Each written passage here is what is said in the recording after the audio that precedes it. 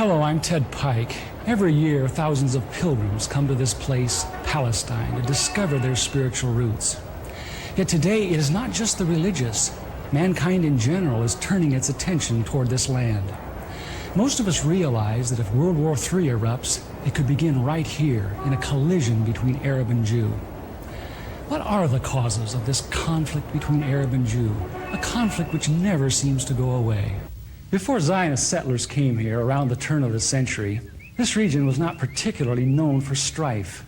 Yet since then, it has known little but strife. Is there something within Judaism itself which acts as an abrasive on this land? To answer that question, we don't need to make another pilgrimage to Palestine. We don't need to visit historic sites or Jewish shrines. Instead, since Judaism is very much a religion of its literature, we need to go where its most sacred teachings are preserved. We need to go to a synagogue, in particular, the library of a synagogue.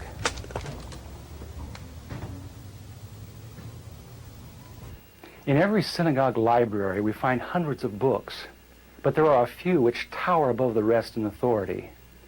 These include the Encyclopedia Judaica, the Universal Jewish Encyclopedia, the Jewish Encyclopedia.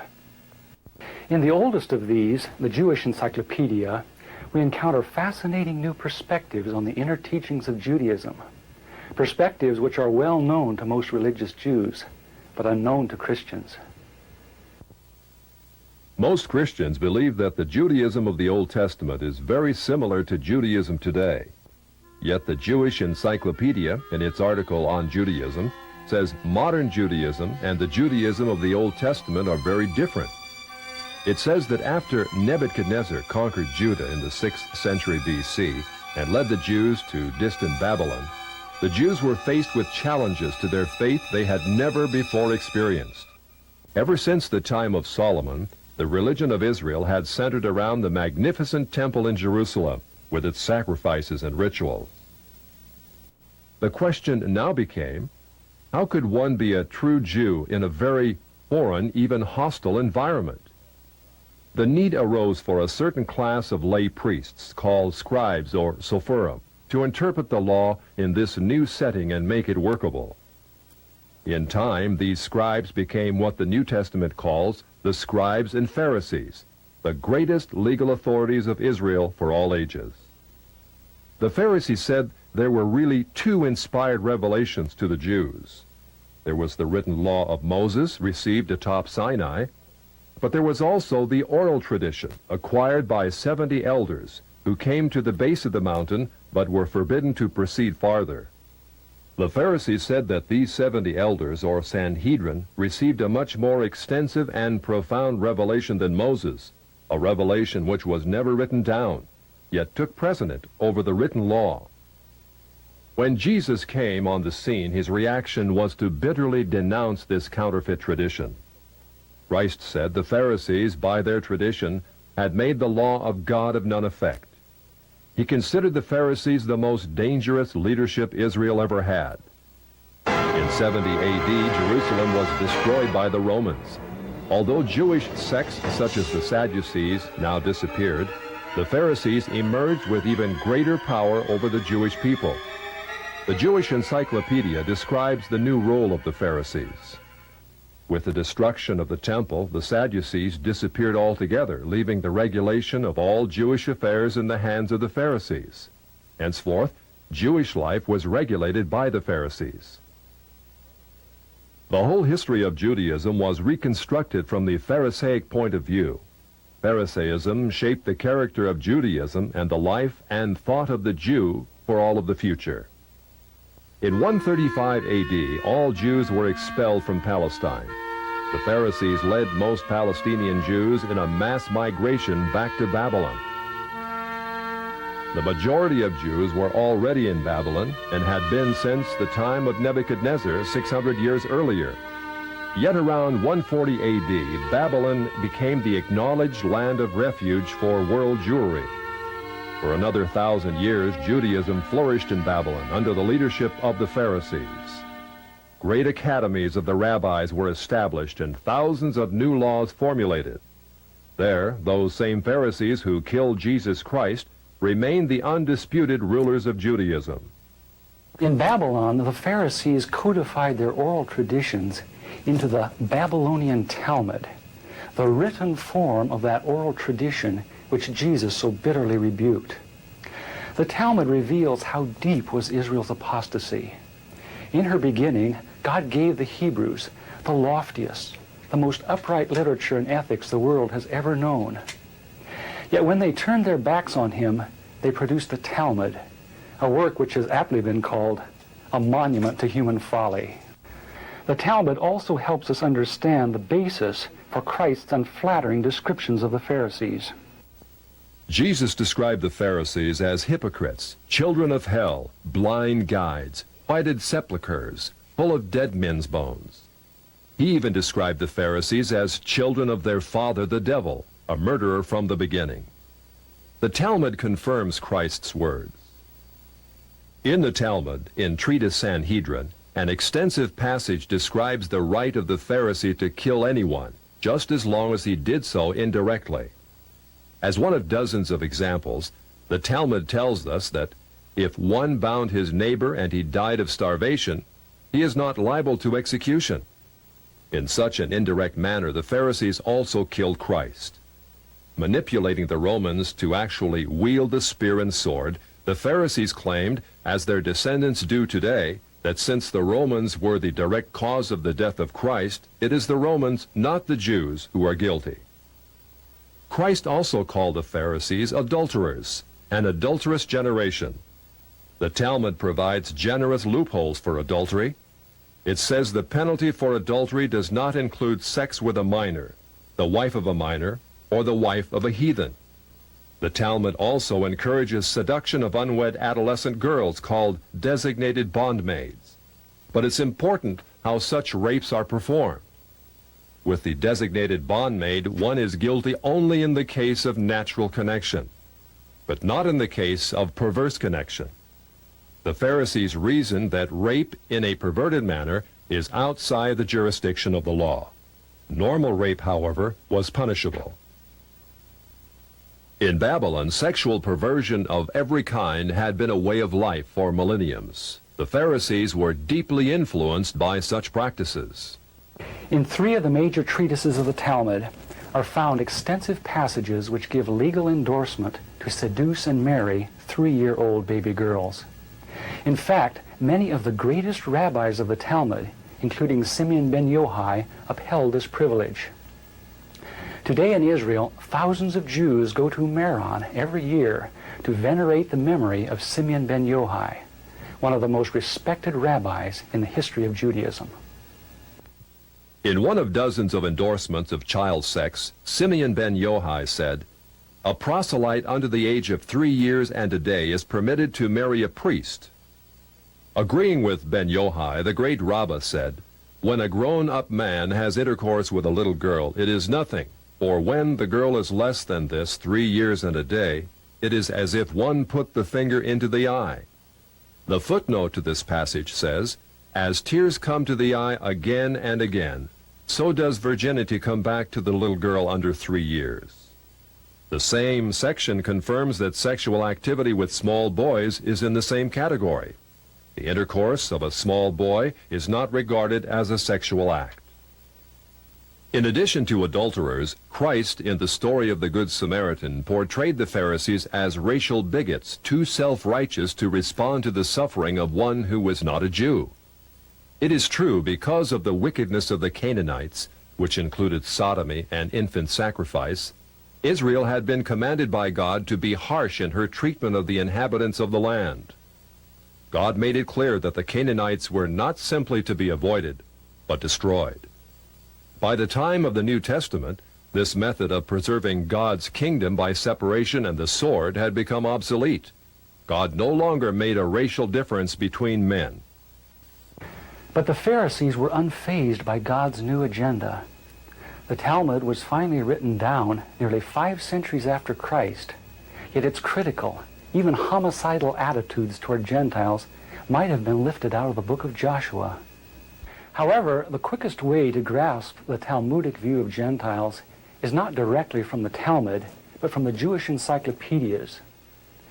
If we quote an isolated opinion from the Talmud, a rabbi may quickly object, saying, "But that is not the overall opinion of the Talmud. That is not the definitive view."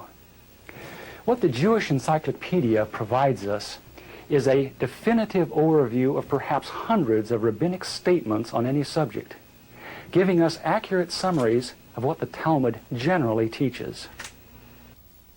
In its article on Gentiles, the Jewish Encyclopedia begins to define what makes a Jew so different from a Gentile. According to the rabbis, only Israelites are men. Gentiles they class not as men, but as barbarians. Since Gentiles are not men in the fullest sense, so the Gentile is not a neighbor of a Jew. Further, since Gentile laws were too crude to admit of reciprocity, meaning too crude to be taken seriously, the Gentile was forever beneath the Jew. Gentiles were outlawed by God from the beginning, and thus had no property rights. The Almighty offered the Torah to the Gentile nations also, but since they refused to accept it, he withdrew his shining legal protection from them and transferred their property rights to Israel, who observed his law. Since the Talmud outlawed the child, or issue of a Gentile, as that of a beast, a Gentile had as little legal rights in a Jewish court as did an animal. The Talmud states that if a Gentile sue an Israelite, the verdict is for the defendant, the Israelite. Conversely, if the Israelite is the plaintiff, he obtains full damages. Because the Talmud conspires against Gentiles, if a Jew was ever caught telling a Gentile what the Talmud really says, such a person deserves death. So vile was the nature of a Gentile that the great Simeon ben Yohai said, "The best among the Gentiles deserves to be killed. The best of snakes ought to have its head crushed." Jews, however, are exalted beings in the Talmud, worthy of praise. Christ described the Pharisee who blessed himself, saying, "I thank thee, Lord, that I am not as other men." An eminent Talmudic rabbi says the same. "Blessed be thou, who hast not made me a goy," or Gentile. There is a special antagonism between the Talmud and Jesus. The Talmud attacks him everywhere it can, even his mother. Mary, the Talmud says, was a whore who mated with carpenters. She who was the descendant of princes and governors played the harlot with carpenters. It naturally followed that the scribes declared Christ to be a bastard. In its article on Jesus, the Jewish Encyclopedia says that Jewish writings defame Christ. It is the tendency of all these sources to belittle the person of Jesus by ascribing to him illegitimate birth, magic, and a shameful death. Jesus, according to this article, was considered one of the three worst enemies of Judaism who came to an ignoble end. The Talmud says they subjected him to 4 deaths: stoning, burning, decapitation, and strangling. The Talmud also says he is now in hell, punished with boiling hot excrement. What is Christ's advice as he speaks to us out of hell?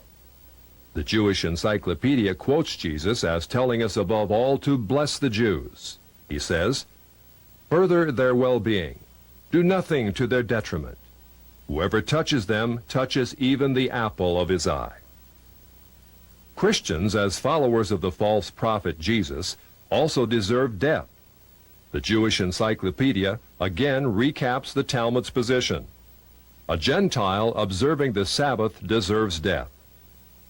It says the Talmud's hatred was probably directed against the Christian Jews.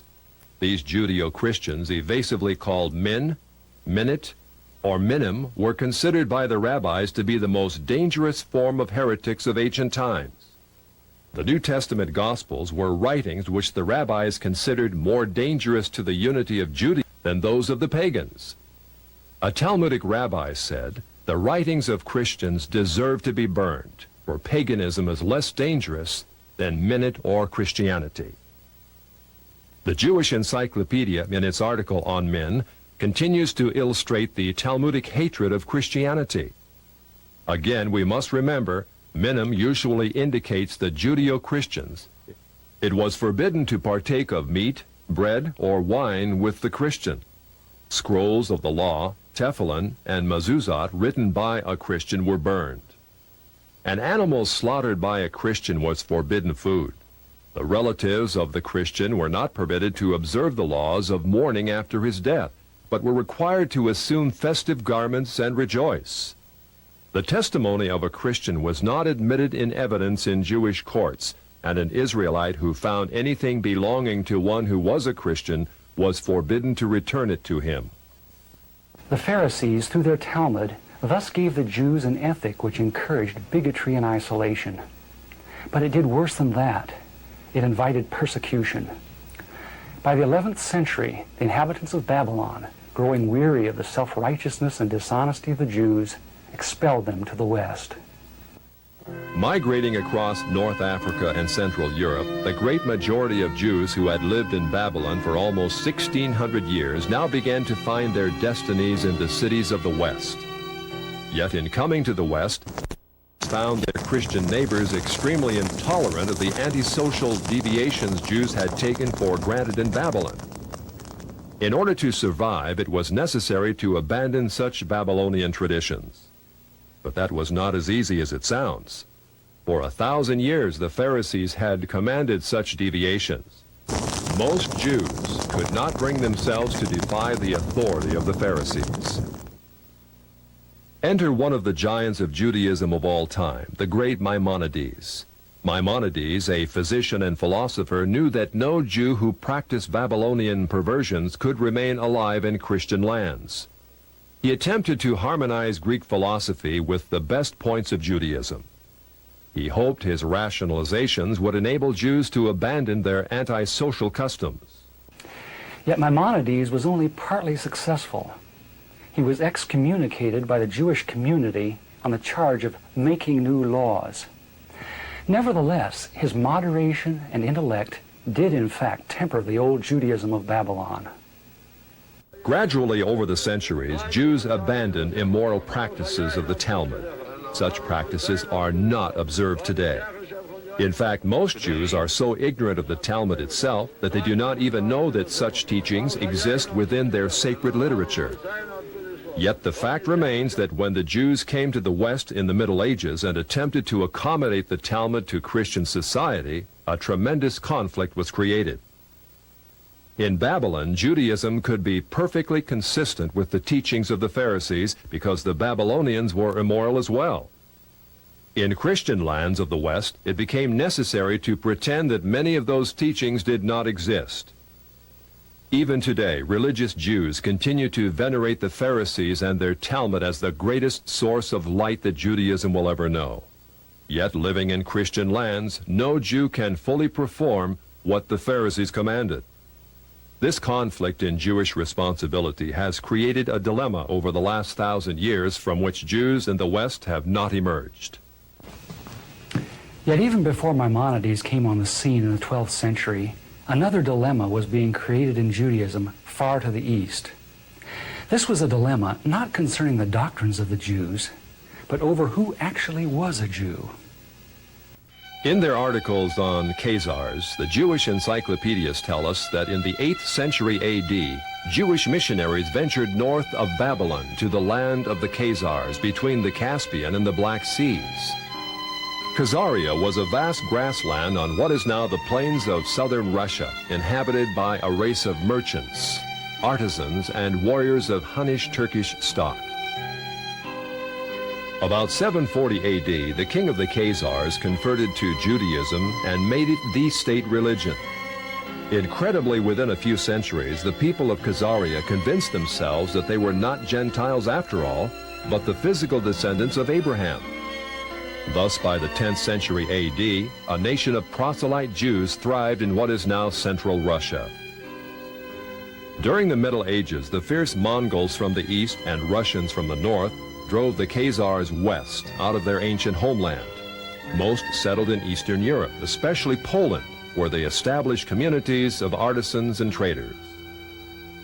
Judaism thus became divided into two basic groups which remain today: the Ashkenazim, which are the Khazars of the East, and the Sephardic Oriental, which are Jews of Spain, Turkey, and lands bordering on the Mediterranean. Today, the Ashkenazim or Khazars are the vast majority, about 80% of those who call themselves Jews. The two most recent premiers of Israel illustrate these two racial types. Shimon Peres is a Sephardic Jew from authentic Jewish stock. Yitzhak Shamir, like Menachem Begin, is Ashkenazim or Khazar in origin. In Poland, these ancestors of most modern Jews thrived. In fact, they actually became more zealous Jews than their theological cousins to the west, the Sephardim. The Khazars were fascinated with that mystical aspect of Judaism called Kabbalah. Kabbalah was the Jewish form of ancient Gnosticism, a belief that God is unconscious yet everywhere, revealed in different levels of refinement throughout the universe. Of course, Judaism was always unique among ancient religions in its belief in a single conscious God, a God not only capable of creating the worlds, but of punishing evil and rewarding good. Like Eastern religions, however, the Polish Kabbalists believe that God in his purest form is utterly remote, unknowable, without opinions about right and wrong. Instead, his being filtered down through many gradations or sephirot until it reached Israel. Israel, according to the Kabbalah, was the visible, rational emanation of God in this world. Below Israel was confusion and darkness, represented by demons and the chaotic world of the Gentiles. What excited the Khazars was that Kabbalah preached revolution. It said that Jews, as superior beings, were destined to rule the world. In the Zohar, which is the written text of Kabbalistic lore, we find the arrogance and ambition of the ancient Pharisees very much alive. In a typical passage, the Zohar teaches, living soul refers to Israel, who have holy living souls from above, and cattle and creeping thing and beasts of the earth to the other peoples who are not living soul. Only by the overthrow of the Gentiles, the Zohar asserts, can Israel regain its position as God's Shekinah glory on earth. The Zohar calls Gentiles Amalekites. In a passage typical of many, the Zohar says they caused the destruction of the temple. So when God reveals himself, they will be wiped off the earth. Redemption will not be complete until Amalek will be exterminated. But once Israel shakes off Gentile dominion and Christian influence, heaven will descend to earth. The Zohar says Israel will fulfill her predestined role, ruling the world under the leadership of her Messiah. Since the Kabbalah or Zohar was not merely a theological system, but taught the overthrow of the existing order, it was natural that before long Jews should begin to put it into practice. With the age of Voltaire and the so-called Enlightenment during the 18th century, we see a host of Jewish Kabbalists migrating west out of Poland and penetrating the very capitals of Europe. Jewish wonder workers, Bolshems as they were called, Saint Germain, Cagliostro, Frank, Falk, men of vast wealth and mystery came upon the European scene at the end of the 18th century. In Europe, in the years preceding the French Revolution, the foundations were laid for a new order in the world. Kabbalists such as Adam Weishaupt helped establish the ultra-secret Illuminati, which became a cover for plots and intrigues that would begin the erosion of Christian civilization. At the same time, beginning with Jewish philosopher Moses Mendelssohn, many Jews began to perceive their religion not simply as a means of personal salvation, but as a way to reform society at large. Many Jewish activists said that, starting with such revolutionaries as Moses and the prophets, Israel had always had the social objective of righting injustice and taking the part of the downtrodden. It was the duty of every Jew, they said, to come to the aid of the oppressed working masses, called the proletariat, in their historic struggle against capitalistic bondage. Many Jews thus came out of the ghetto and took part in all the great revolutions of the 19th century, including the Revolution of 1829 and the Revolution of 1848. It is thus not surprising that as the 20th century dawns, we find Jews turning their attentions to the overthrow of one of the last monarchies still opposing Jewish advancement, the Romanov dynasty of Russia. It is well known that the Jews had long hoped to overthrow the Tsar. It was natural then that Jewish philosophers such as Moses Hess and Karl Marx should contrive a philosophy that could make such overthrow possible. It was also natural that international Jewish bankers of New York, London, and Hamburg should finance it. The U.S. State Department, in its 3-volume report on the origins of communism in Russia, published in 1931, reveals how Jewish-controlled German banks under the leadership of Max Warburg conspired as early as 1914 to send large payments to Lenin, Trotsky, and others in their attempts to bring down the Tsar. As part of this conspiracy, Jacob Schiff, head of the New York Jewish banking house of Kuhn Loeb, invested at least $20 million, which would be close to $1 billion today, toward the establishment of Bolshevism in Russia. In its article on socialism, the Jewish Encyclopedia, published in 1905, freely admits that Jews in Russia were ripe for revolution. In Russia, socialism, has become a movement of the Jewish masses. The later Encyclopedia Judaica tells us the communist movement and ideology played an important part in Jewish life, particularly in the 1920s and 1930s, and during and after World War II. The Judaica, in fact, presents an extensive list of the most powerful Jewish leaders of Bolshevism, which included Trotsky, Sverdlov, Zinoviev, Kamenev, Litvinov, Kaganovich, and many others.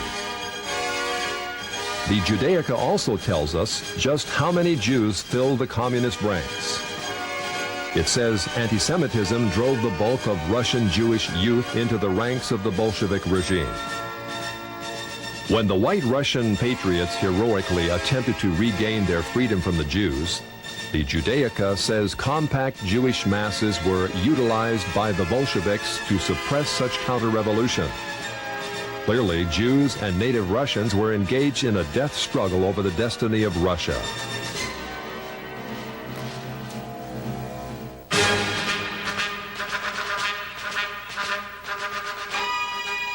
Unfortunately, the Jewish masses won. A rare photo shows the First People's Commissariat.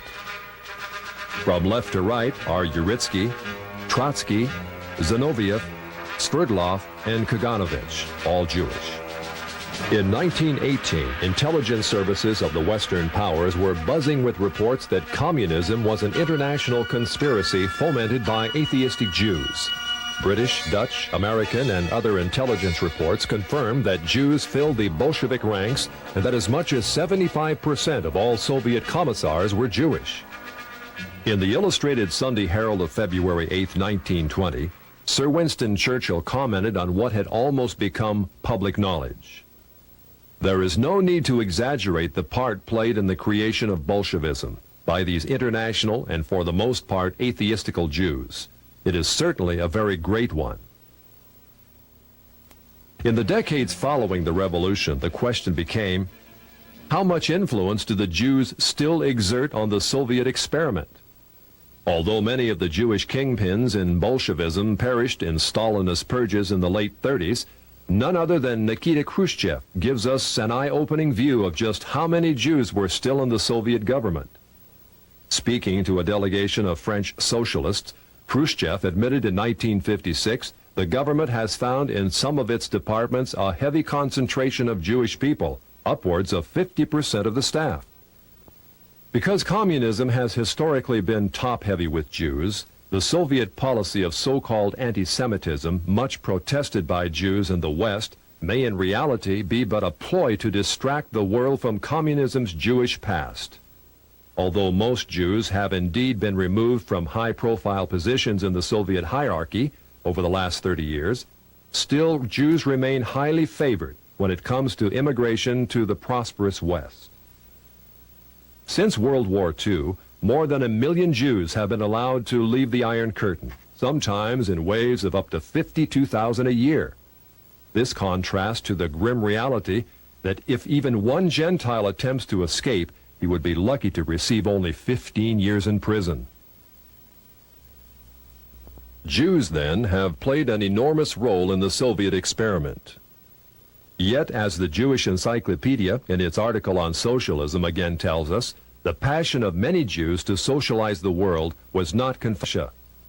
As peddlers of socialism, it tells us, Jews must be reckoned among the pioneers of the socialist parties in America. As a case in point, a flood of socialistic Jews entered the FDR administration and helped pioneer the New Deal for America.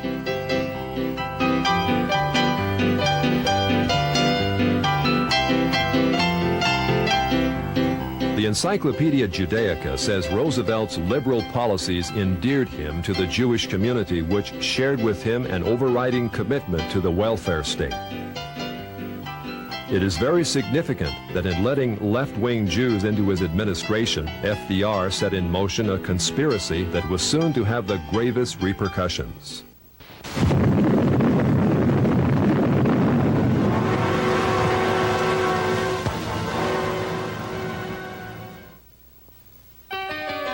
As part of his policies, FDR had a German communist, Klaus Fuchs, a scientific genius who helped mastermind the atomic bomb.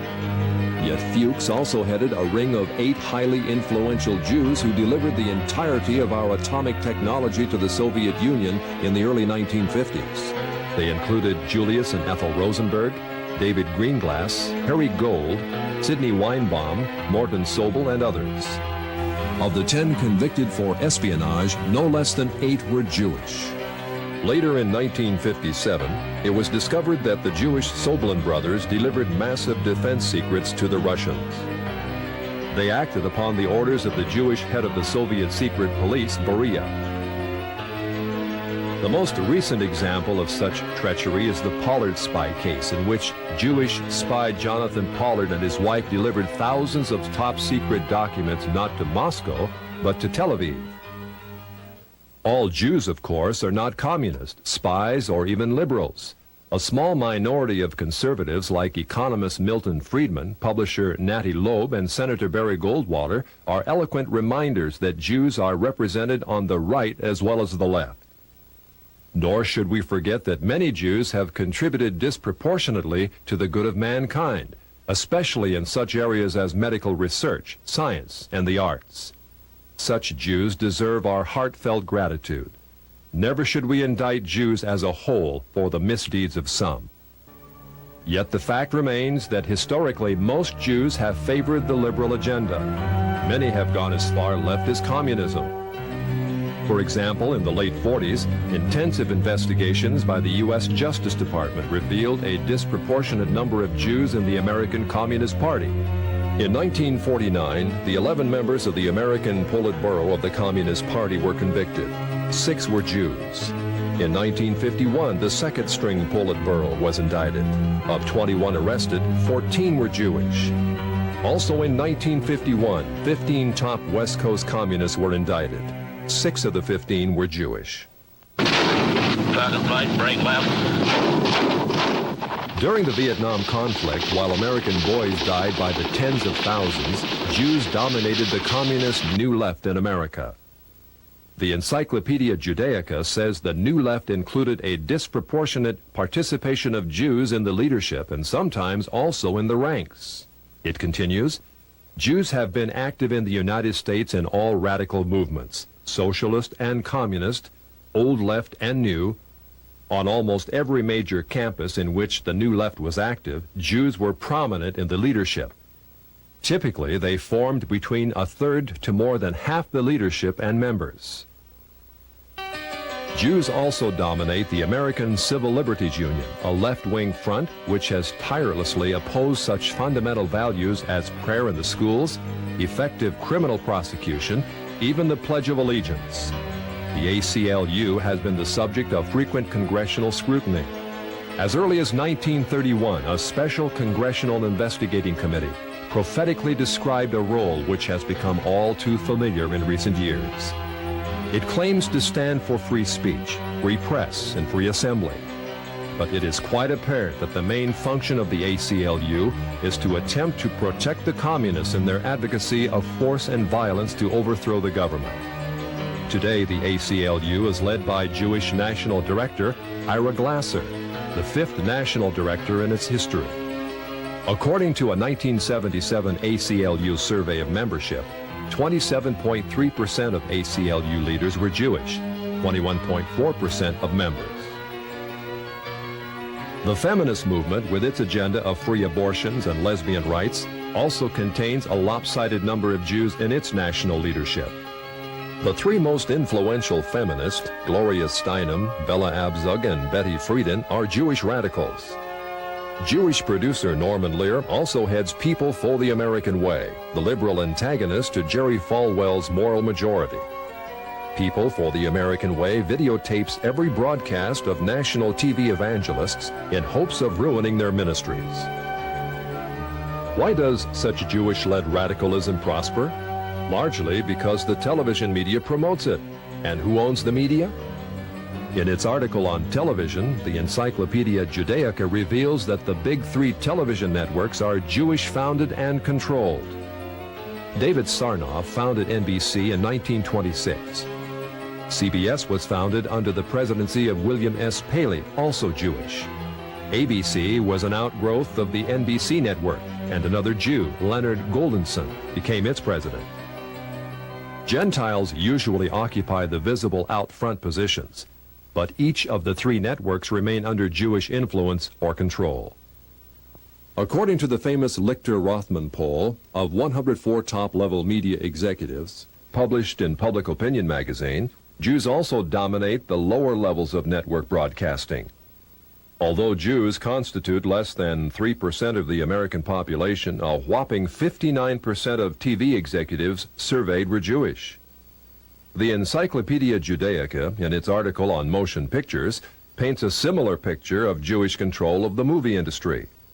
With the exception of United Artists, it says, all the large Hollywood companies were founded and controlled by Jews.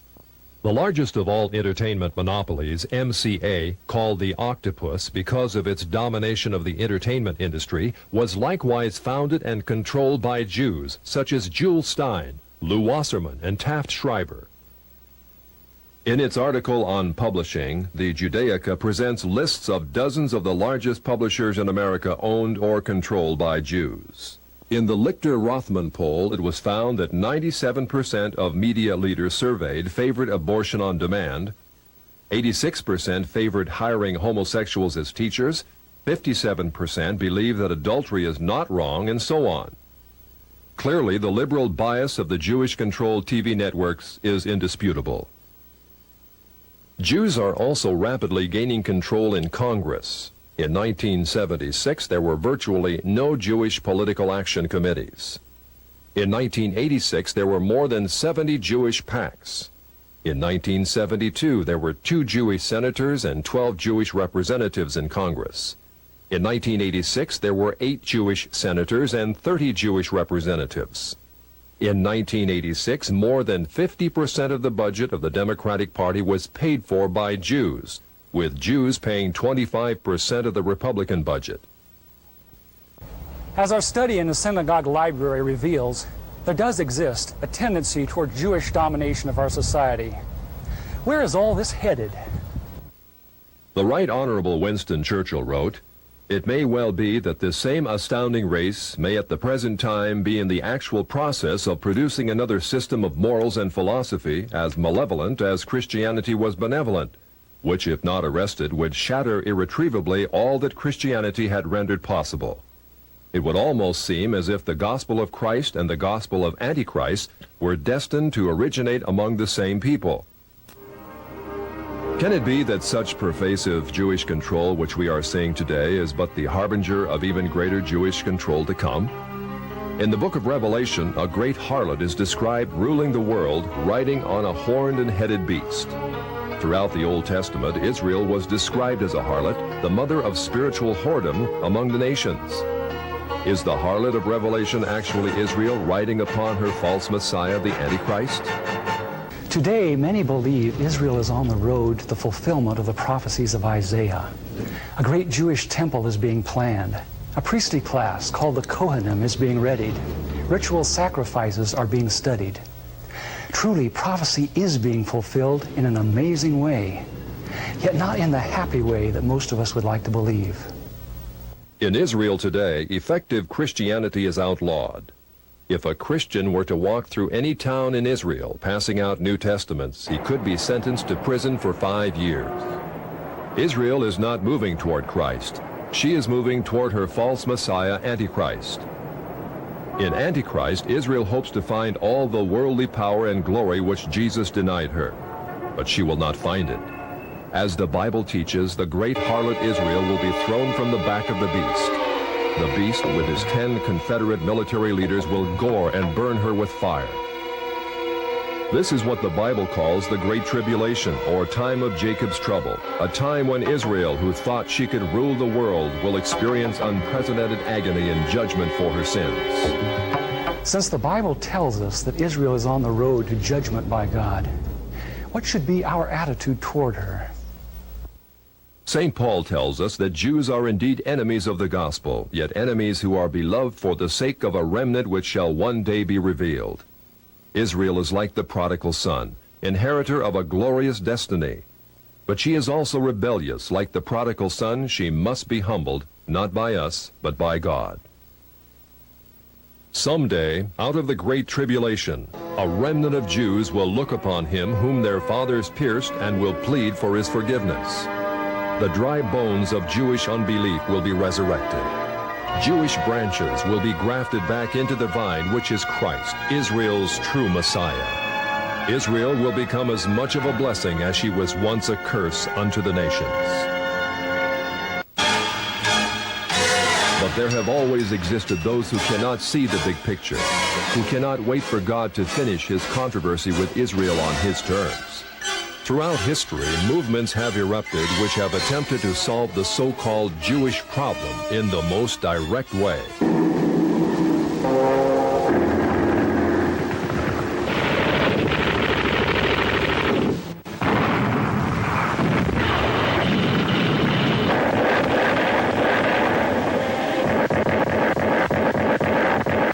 Yet all such anti-Semitic movements have ended in defeat.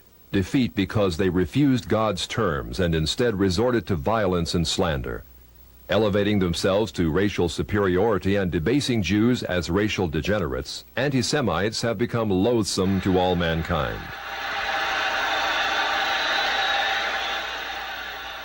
In contrast, the Bible presents the perfect approach to this problem. All the prophets were heavily burdened, even angry at the transgressions of Israel. Yet when they spoke out, it was as God led them. When they chastised the people, it was not in the arm of flesh. Vehement as they had to be in denouncing sin, they never became bigots. Their message was on the highest ethical level. They told Israel she was sinful, not because she was racially degenerate, but because she had broken God's law. As would be expected, all the prophets were accused of being negative, even anti-Semitic. Jewish King Ahab called the prophet Elijah an enemy of his regime. Jeremiah was accused of being against his own people in favor of the Chaldeans. Micaiah was described as never speaking anything good, but only criticism.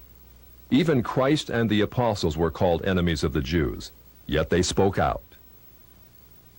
The great figures of the Bible provide a pattern of how we should respond to the Jews today.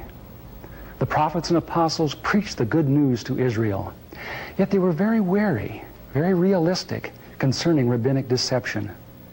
Our Lord warned us to beware of the leaven of the Pharisees. Considering the Pharisaic origins of modern rabbinic Judaism, his words can only mean be wary of rabbinic Judaism. As we saw earlier, rabbinic Judaism is inherently ambitious. It will forever attempt to establish itself as the dominant factor in society. If Zionism is unnaturally encouraged, as it has been by the church over the last century, then it will rise to a position that is intolerable. Inevitably, mankind, smarting under its presumptions, will rise against it in new waves of anti-Semitism. An angry humanity will pit itself against the Jews. The Jews will fight back. This is what is happening in the Middle East today, as Jew and Gentile quarrel over the land of promise.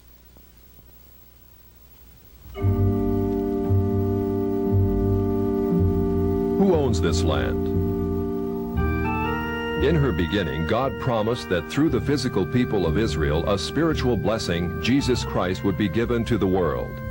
Just as a physical people was necessary, so also was a physical land. Throughout the Old Testament, God repeatedly tells the Hebrews that the land of Palestine is promised to them and their seed forever. Yet in order to occupy this land, Israel must be obedient to him. If not, God repeatedly demonstrated in the Bible that he would actually invite the peoples surrounding Israel to invade and occupy. Only when the Hebrews finally cried unto God in repentance did he allow them to possess a land dedicated to obedience. God's demand for obedience is thus a standard before which both Christian and Jew must bow. Moses, a spiritual colossus, wanted to go into the land, but God would not let him because of one infraction. Today, Israel has rejected God's Son for 20 centuries and given first allegiance to those who crucified him, the Pharisees. Yet we are told that God is delighted that they dwell in the land. Does obedience no longer matter? It does. Someday, as in the days of Joshua and Nehemiah, Israel will give God the obedience he demands. They will return to this land in blessing. But until that time, as long as Israel continues to force her unbiblical occupation on the Arabs, this region will only know strife. The Arab world will continue to try to expel the Jews. The Jews will strike back and forth, generation after generation. The discord will be unending. This land will continue to bleed. It is the duty of every Christian to support the humanitarian needs of Jews, to preach the gospel to them. But it is not our duty to assure them that a land of promise may be occupied without obedience. Neither is it our duty to fight a war in the Middle East in defense of Israel's unbiblical claim.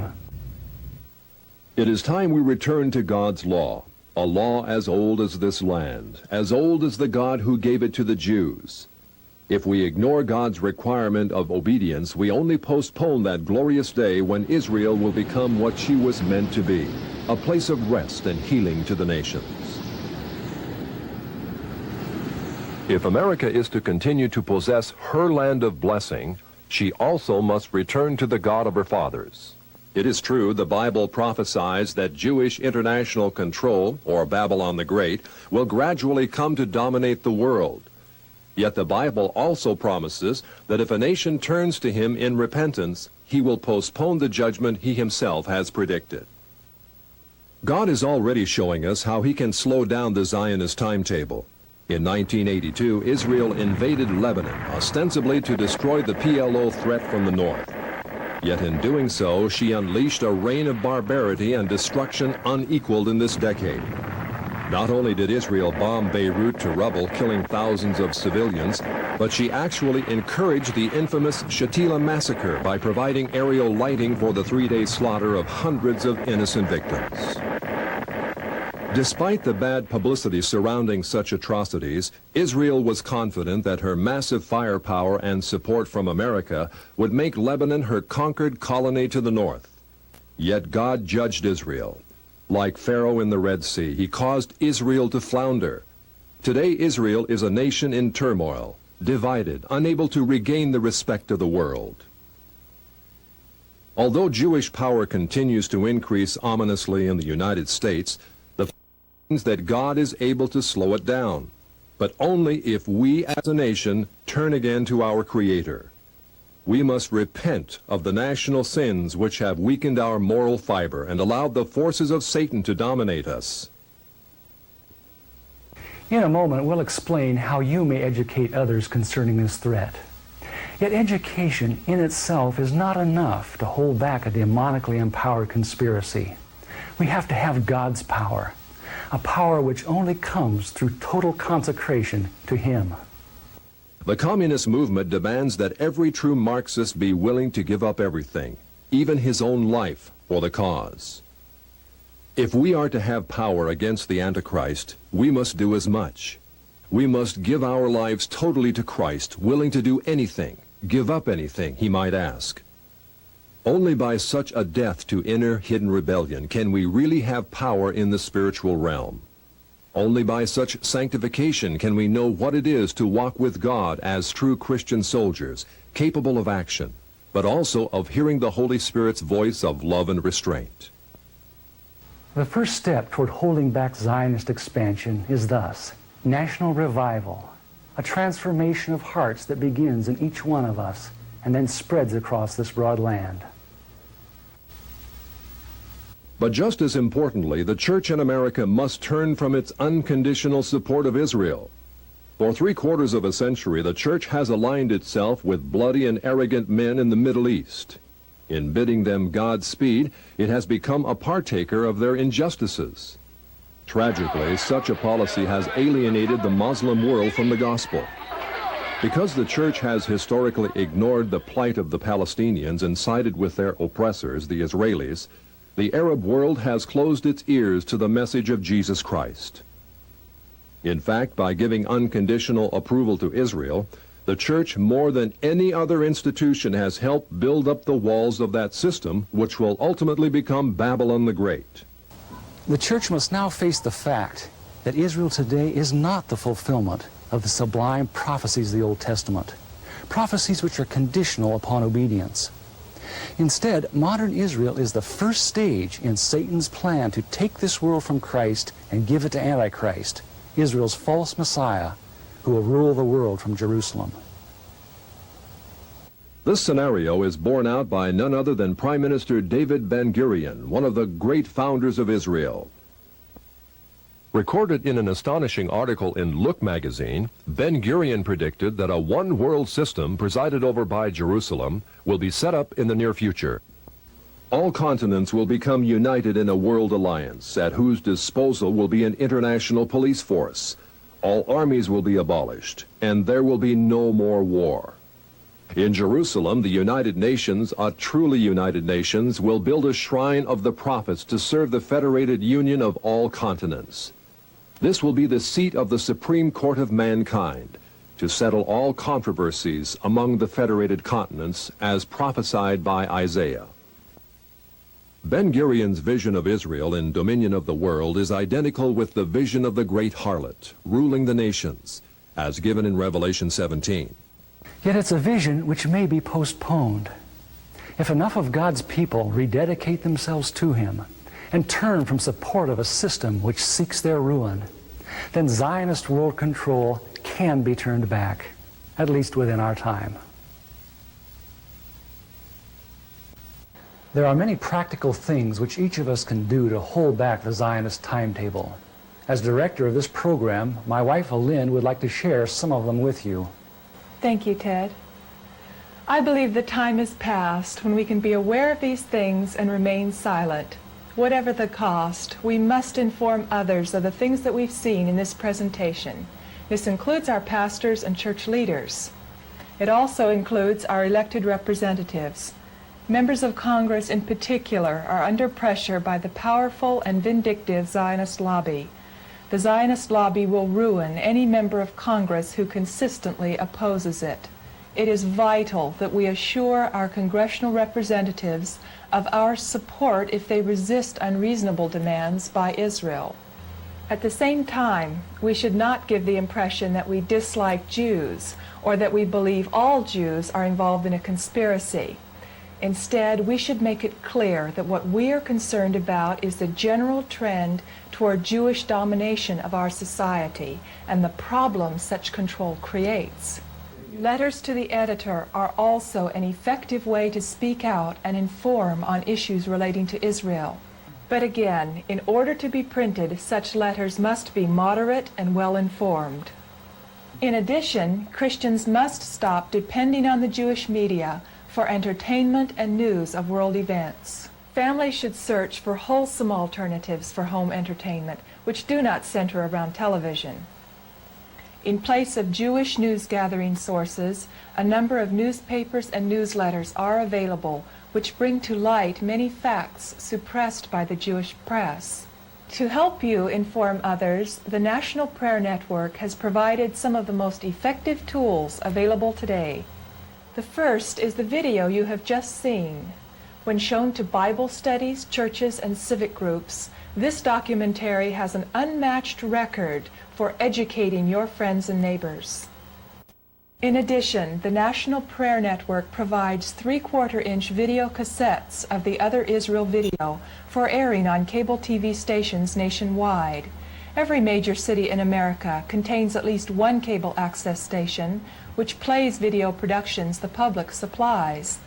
You can take them a 3/4-inch copy of the Other Israel.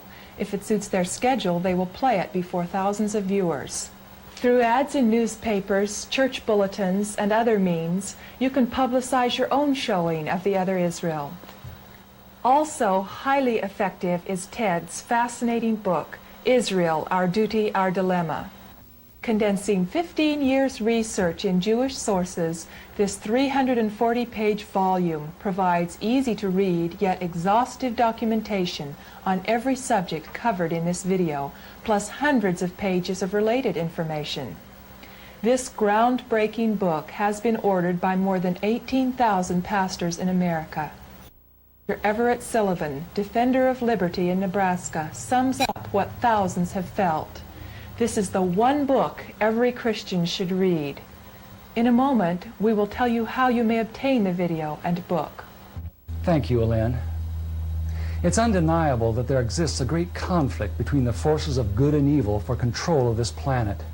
Yet there also exists a host of people just like you that are catching on to the Zionist agenda. However, it's not enough just to know the score on Zionist ambitions. We have to spread the word to others. Will you join with Ellen and me as we do just that? Here's how you can obtain the tools to wake up your church and community. Our Duty, Our Dilemma is available for $15.95 postpaid. The Other Israel video is available for $22.95 postpaid. Order from Truth Tellers, P.O. Box 828, Clackamas, Oregon 97015, or visit us on the web at www.truthtellers.org.